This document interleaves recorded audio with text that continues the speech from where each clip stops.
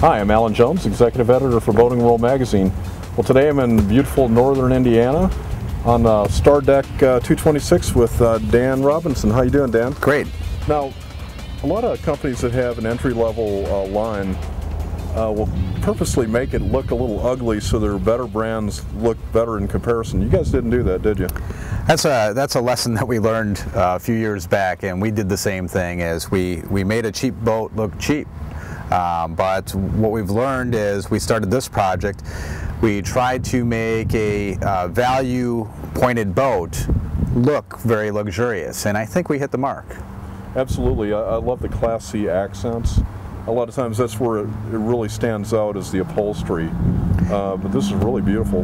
The upholstery took us a lot of time to get right, and there's certain things that we did that I think have really made our customers appeal towards this boat.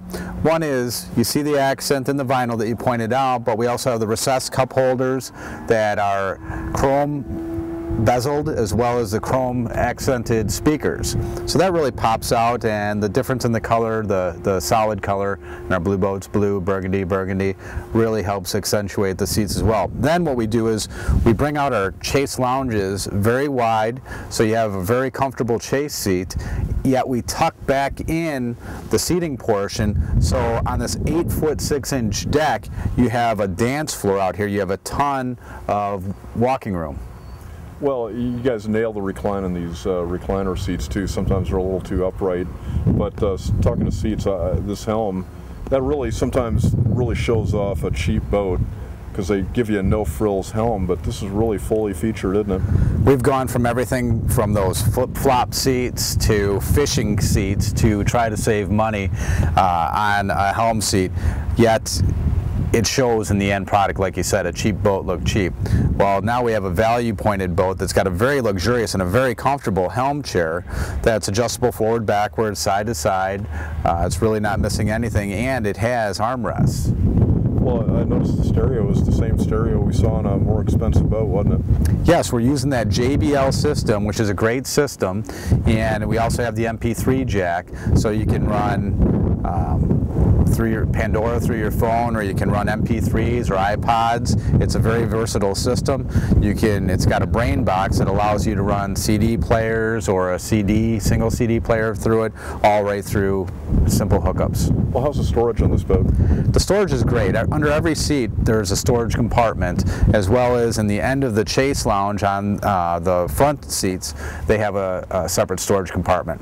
Then hidden away in this chase lounge is a changing room that folds out on gas shocks and allows you to have the flexibility of a changing room, porta potty situation, yet we didn't take up another 2 feet of the back of the boat with it. Right. You really make excellent use of the space here. I'll tell you, my driver was looking at the helm earlier, and he had so much room underneath. He really remarked on that. But one of the things I like is your bimini top. I hate the pins, and I noticed this one doesn't have that on it. Yeah, we struggled because, again, older customers that take the boat always have a hard time with those little thumb screws or the push pins that go in. So what we went to was the easy-use push mechanism that snaps right into place, and it takes all those worries out of the boat. That's great. Well, Dan, looks like we got room for a few people on this boat. How many can we hold? Well, this boat will hold 13 people, and what's nice about it in a value-pointed boat is, I mentioned before, we have an 8.5-foot width on the deck, where most people go to the 8-foot to save some money, and we still use the 25-inch diameter pontoons that gives us that great capacity and gives the boat a great attitude when it's cutting across the water, and really easy to control. You don't have that dropping feeling in the corners when you bank.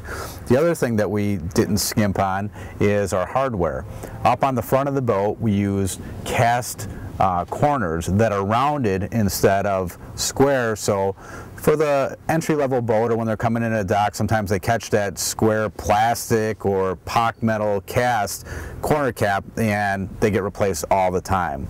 We rounded ours off, has a nice chrome finish to it, and it's very hardy. The other thing is our gate hardware is all spring-loaded, so if a gate's open, the driver at a glance can see that a gate was left open.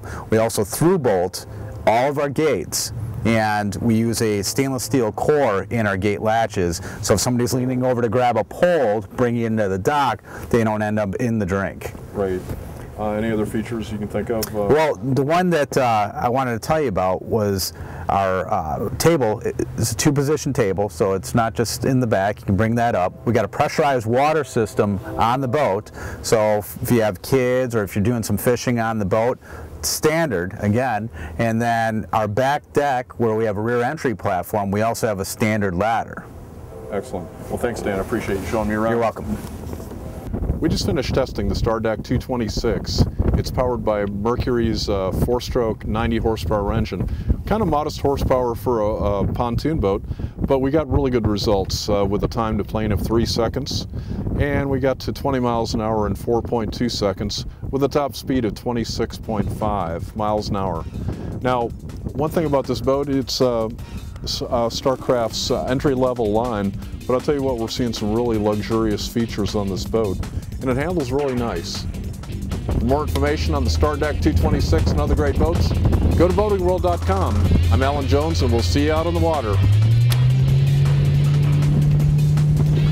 This engine really hooks up well. One of the unusual characteristics about the Mercury is if you tend to over trim it, boy, you'll know it immediately because you slow way down.